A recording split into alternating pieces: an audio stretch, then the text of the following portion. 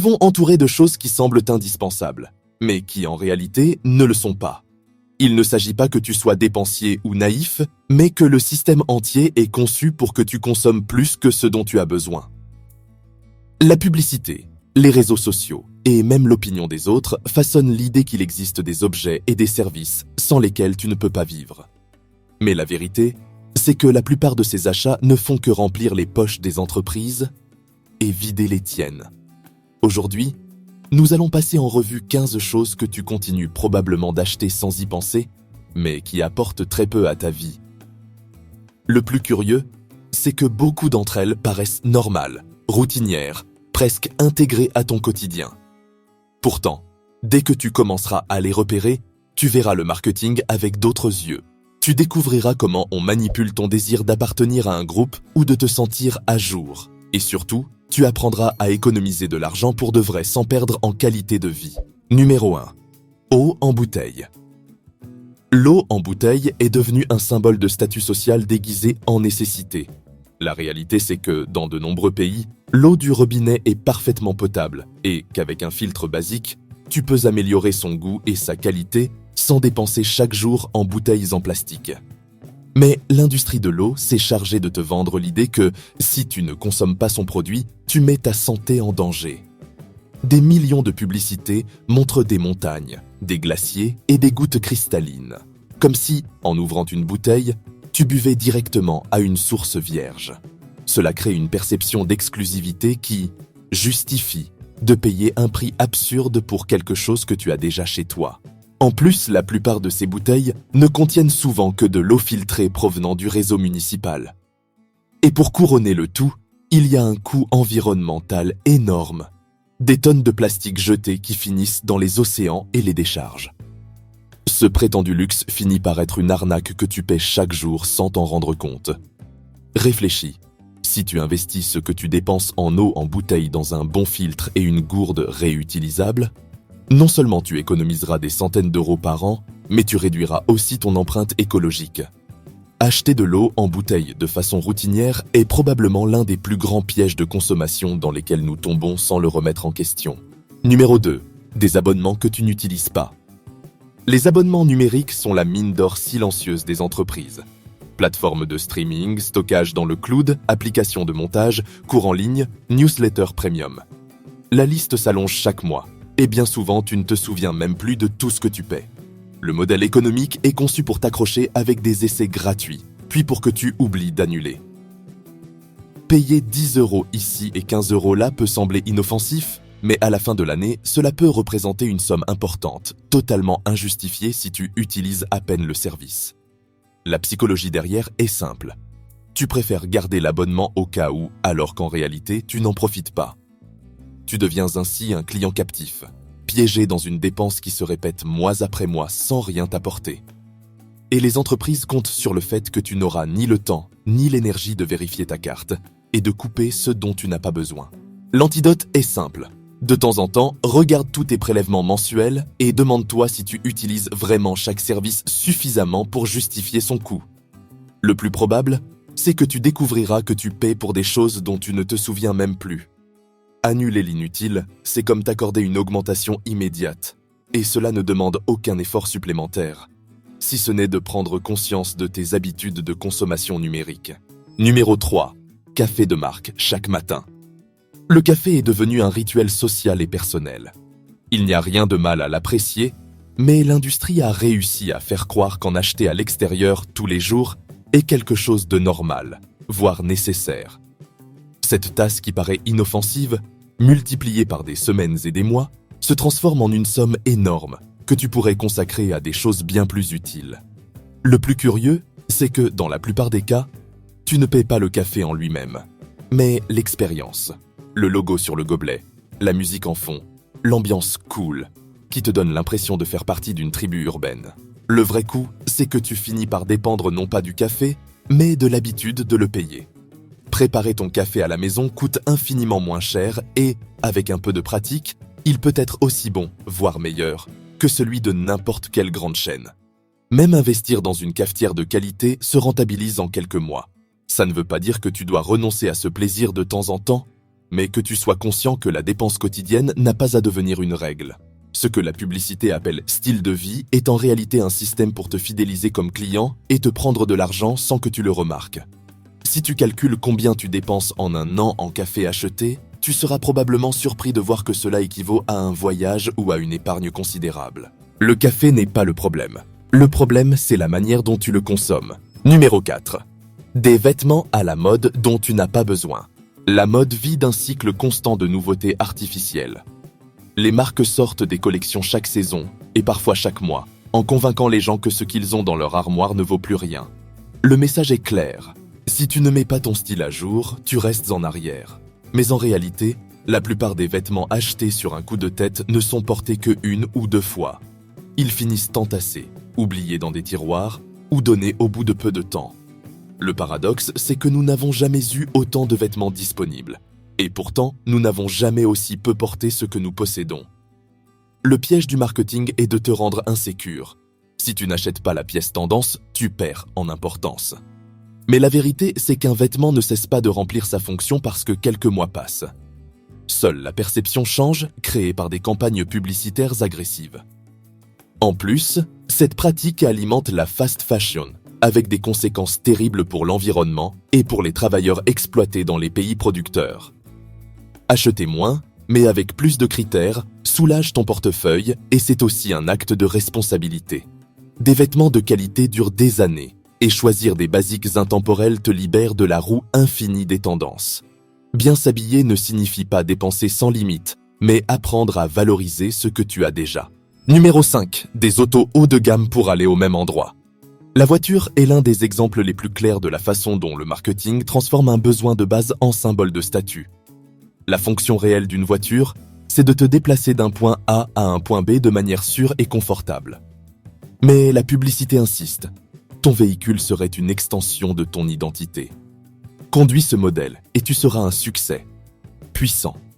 Admiré.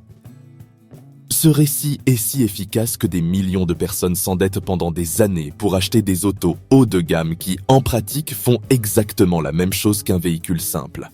Le plus ironique, c'est qu'on utilise rarement plus de 30% des performances offertes par ces modèles. À quoi bon avoir 300 chevaux si tu passes la majeure partie du temps dans les embouteillages? Pourquoi payer des capteurs et des gadgets de luxe alors que tu as juste besoin d'un transport fiable? En plus, une voiture se déprécie rapidement. Ce qui brille aujourd'hui dans une concession ne vaut souvent plus la moitié demain.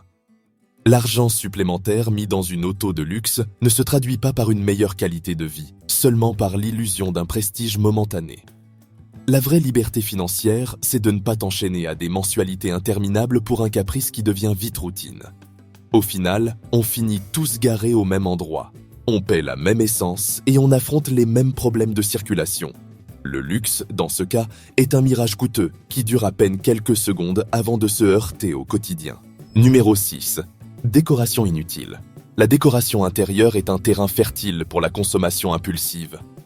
Bougies parfumées, tableaux, lampes, coussins de saison. La liste n'a pas de fin. Le problème n'est pas d'embellir ta maison, mais de le faire selon la logique des tendances changeantes qui dictent qu'à chaque saison correspond une nouvelle ambiance. Le marketing s'appuie sur l'idée que ton intérieur reflète ton identité et que, si tu ne le mets pas à jour en permanence, tu es dépassé. Résultat, des achats répétitifs d'objets qui souvent n'apportent aucune valeur pratique et ne font qu'occuper de la place. Le paradoxe, c'est que trop de décoration peut produire l'effet inverse, un espace saturé qui génère du stress au lieu de la sérénité. En plus, beaucoup de ces articles sont vendus à des prix gonflés, comme s'il s'agissait de design exclusif, alors qu'ils viennent de production de masse. Le cycle est toujours le même. Tu achètes un accessoire, tu en profites 2 semaines, puis il devient décor de fond et perd son charme. Et alors naît l'envie d'acheter quelque chose de nouveau pour retrouver cette étincelle.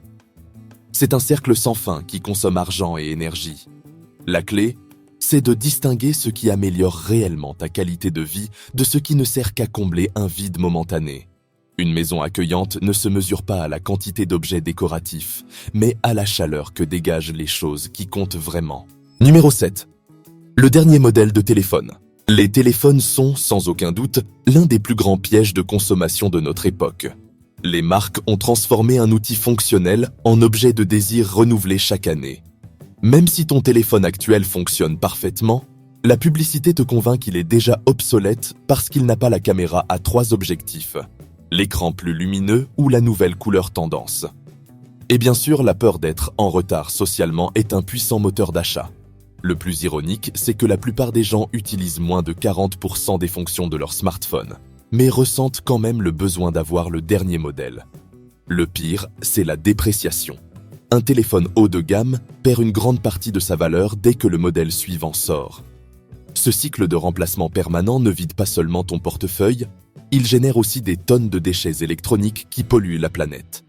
La réalité, c'est qu'un bon téléphone peut durer plusieurs années avec un entretien basique. Si tu le changes souvent, c'est par ennui, pas par nécessité.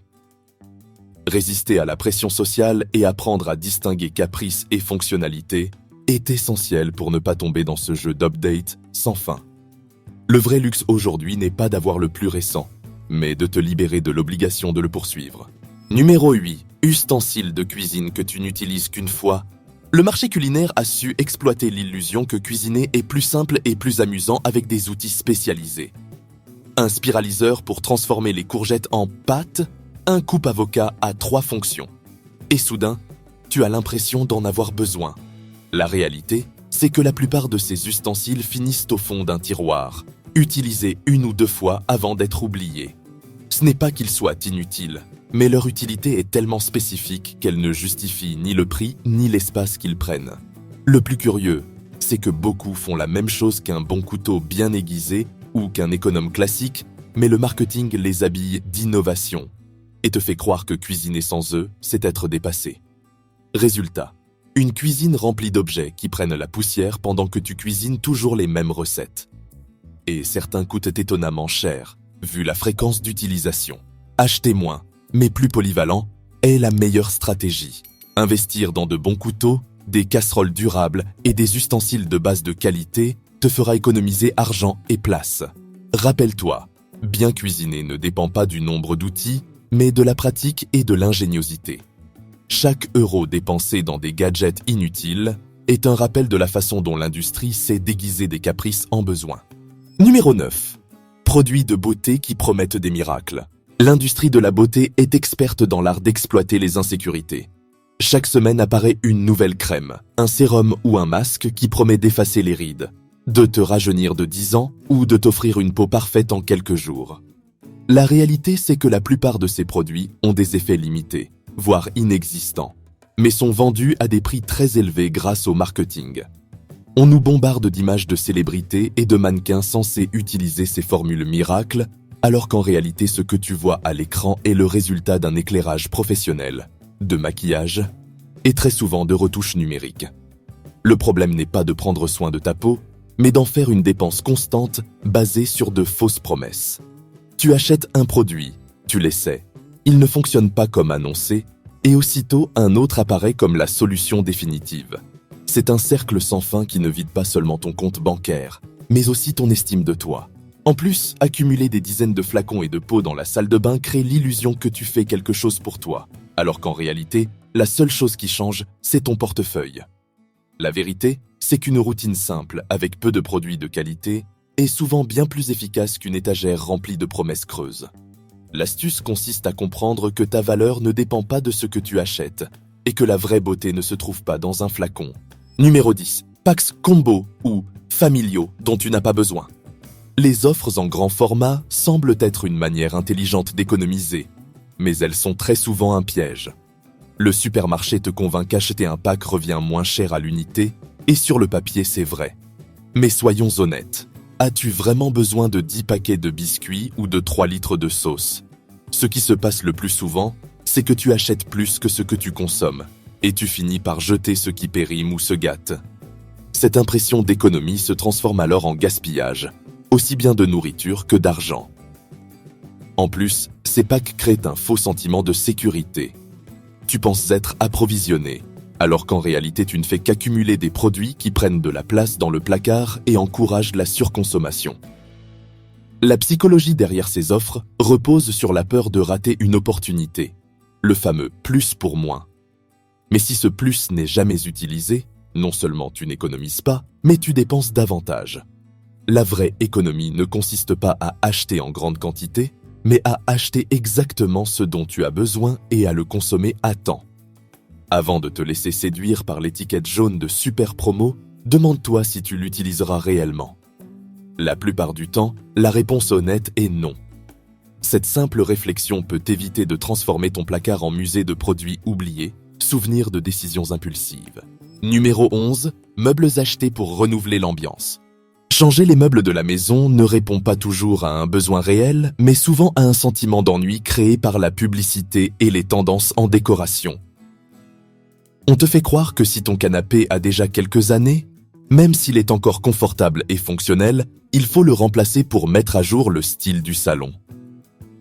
Les réseaux sociaux renforcent cette idée en montrant des intérieurs parfaits, renouvelés chaque saison, comme si ta maison devait être une vitrine en perpétuelle transformation. Le problème, c'est que cette quête de nouveauté coûte des milliers d'euros et apporte rarement une amélioration réelle de ta qualité de vie. Très souvent, il s'agit d'un impulse émotionnel. On associe l'achat d'un meuble neuf au début d'une nouvelle étape, comme si changer de fauteuil allait transformer notre quotidien. Mais dans la majorité des cas, l'objet perd sa magie en quelques semaines et redevient simplement le meuble de toujours. En plus, remplacer des meubles sans nécessité contribue à un gaspillage massif de ressources. Un bon meuble peut durer des décennies s'il est bien entretenu. Plutôt que d'en acheter un autre, une restauration ou un simple changement de tissu peut lui donner une seconde vie. Une ambiance réellement renouvelée ne dépend pas d'un budget dépensé en permanence, mais de la capacité à valoriser ce que tu possèdes déjà et à lui donner un nouveau sens. Penser qu'il faut remplacer ses meubles régulièrement est un réflexe entretenu par l'industrie de la consommation, pas un besoin authentique. Numéro 12. Écouteurs et gadgets à la mode. La technologie grand public évolue à un rythme effréné, et l'un de ses plus grands tours de passe-passe est de te faire croire que tes appareils deviennent obsolètes du jour au lendemain. Cela se voit particulièrement avec les écouteurs, les montres connectées et d'autres gadgets. Tes écouteurs fonctionnent peut-être encore parfaitement, mais dès qu'un nouveau modèle sort avec une meilleure réduction de bruit ou un design plus élégant, les tiens paraissent soudain dépassés. La pression sociale fait le reste. Personne ne veut être celui qui utilise encore ce qui n'est plus tendance. Et ainsi, tu entres dans un cycle constant de renouvellement inutile, où la différence entre ce que tu as et le nouveau produit est minime, mais la dépense, elle, est énorme. Le plus ironique, c'est que la durée de vie de ces produits est souvent bien supérieure à celle que nous leur accordons, puisqu'on les abandonne bien avant qu'ils ne tombent réellement en panne. Les marques le savent et lancent de nouvelles versions chaque année, non pas parce qu'il y a une avancée révolutionnaire, mais parce qu'il faut maintenir la consommation. Changer de gadget n'est pas toujours une amélioration de ton expérience, mais bien souvent, un caprice déguisé en besoin technologique. Le plus intelligent est d'exploiter au maximum ce que tu possèdes déjà et de ne pas céder à l'envie d'acheter le dernier modèle simplement pour te sentir à jour. Résister à cette pression, c'est économiser de l'argent, mais aussi affirmer ton indépendance face à la machine de consommation. Numéro 13. Produits de nettoyage ultra spécifiques. Si tu regardes le rayon ménage de n'importe quel supermarché, tu verras des étagères pleines de sprays et de bouteilles pour chaque recoin de la maison. Un pour la cuisine, un autre pour la salle de bain, un spécial pour les toilettes, un pour la douche, même pour l'intérieur du four ou pour chaque type de sol. L'industrie a réussi à nous faire croire que chaque surface nécessite un produit différent, alors qu'en réalité, un bon nettoyant multi-usage suffit pour presque tout. Le résultat, c'est que tu dépenses beaucoup plus d'argent et que tu accumules une quantité inutile de contenants qui se ressemblent tous dans leur composition. En fait, beaucoup de ces produits contiennent les mêmes ingrédients de base avec simplement un parfum ou une couleur différente. Mais le marketing joue sur l'idée que si tu n'utilises pas le produit adapté, tu ne prends pas soin de ton foyer correctement. Cette fragmentation artificielle du marché multiplie les ventes et crée une illusion de contrôle et de spécialisation. En réalité, elle ne fait que te pousser à dépenser davantage et à remplir ta maison de plastique inutile. Et puis, avoir trop de produits crée du désordre, alors que la solution la plus pratique est souvent la simplicité. Avec quelques basiques, vinaigre, bicarbonate et savon, tu peux garder ta maison propre en dépensant beaucoup moins. Il ne s'agit pas de moins nettoyer, mais de comprendre que ce qui nettoie vraiment, c'est ta constance, pas l'étiquette sophistiquée sur le flacon. Numéro 14. Valises et accessoires de voyage coûteux. Voyager est devenu un spectacle où il semble presque obligatoire d'acheter une nouvelle valise, un sac ou des accessoires soi-disant indispensables. Les marques de bagages ont su associer l'idée d'aventure à l'achat de produits chers. Cadenas à empreinte digitale, valises intelligentes, chargeurs intégrés, trousses et organiseurs de dernière génération. La réalité, c'est que, sauf cas très spécifiques, la majorité de ces articles ne sont que des luxes déguisés en nécessité. Une valise solide, même sans technologie intégrée ni design tape à l'œil, remplit sa fonction pendant des années. Il en va de même pour les sacs à dos et les accessoires. On les présente comme indispensables, alors qu'ils ne font souvent qu'augmenter le budget du voyage. Le problème, c'est que nous confondons l'expérience de voyager avec celle d'acheter. Et même si l'achat d'un nouvel équipement peut procurer une excitation passagère, cette illusion disparaît rapidement, laissant derrière elle un objet de plus dont tu n'avais pas besoin. En plus, voyager léger et de manière pratique est presque toujours plus confortable que de s'encombrer d'accessoires inutiles. Ce qui est ironique, c'est que beaucoup de gens finissent par dépenser plus pour les valises que pour le voyage lui-même. Voyager ne devrait pas être synonyme de consommer, mais de vivre des expériences. Avant de te laisser séduire par la publicité qui présente l'équipement comme la clé d'un voyage parfait, souviens-toi que ce qui a le plus de valeur dans un voyage ne tient dans aucune valise. Ce sont les souvenirs et les apprentissages que tu emportes avec toi. Numéro 15. Aliments sains qui ne le sont pas vraiment. L'industrie alimentaire a trouvé une véritable mine d'or dans le concept du sain. Il suffit d'ajouter sur l'emballage des mots comme FI, light, bio ou naturel pour que le produit gagne en prestige et en prix. Pourtant, beaucoup de ces étiquettes sont trompeuses ou manquent de réglementation stricte. Par exemple, un snack peut contenir moins de graisse, mais être rempli de sucre. Ou un produit biologique peut n'apporter aucune différence nutritionnelle significative par rapport à sa version classique. Le piège consiste à faire croire que payer plus, c'est forcément mieux prendre soin de sa santé. Et le pire, c'est que ces stratégies visent souvent des personnes qui cherchent réellement à améliorer leur alimentation, ce qui rend cette manipulation encore plus délicate. Tu finis par dépenser davantage pour des produits qui ne sont pas forcément meilleurs, alors que tu pourrais tirer bien plus de bénéfices d'aliments frais et simples. Ce qui est ironique, c'est qu'une alimentation équilibrée à base de fruits, de légumes, de légumineuses et de céréales peu transformées est souvent plus efficace et moins cher que n'importe quel produit à l'emballage séduisant. Mais évidemment, cela génère moins de profit que de te vendre une barre énergétique à 3 fois son prix réel. La clé est de regarder au-delà de l'emballage et de lire la liste des ingrédients. C'est là que tu découvriras que ce qui paraît sain ne l'est pas toujours. Bien manger ne signifie pas dépenser plus, mais apprendre à choisir avec discernement et ne pas se laisser piéger par des slogans conçus pour manipuler ton idée du bien-être. Maintenant que tu connais ces pièges, il devient clair que la surconsommation ne naît pas toujours d'un besoin réel, mais d'un système qui joue avec tes émotions et tes perceptions. Chacun de ces achats, même s'ils semblent petits ou anodins, s'accumule avec le temps pour devenir une dépense énorme. Le pouvoir de la prise de conscience, c'est que tu reprends le contrôle. Tu n'achètes plus par impulsion, mais par choix. Économiser de l'argent ne signifie pas vivre dans le manque, mais apprendre à distinguer ce qui apporte réellement de la valeur de ce qui ne fait qu'enrichir les entreprises. La prochaine fois que tu ressentiras l'envie de dépenser sans raison, rappelle-toi que c'est peut-être un besoin artificiellement créé. Te libérer de ces chaînes n'améliore pas seulement tes finances, cela t'offre aussi un sentiment de liberté qu'aucun achat ne pourra jamais t'apporter.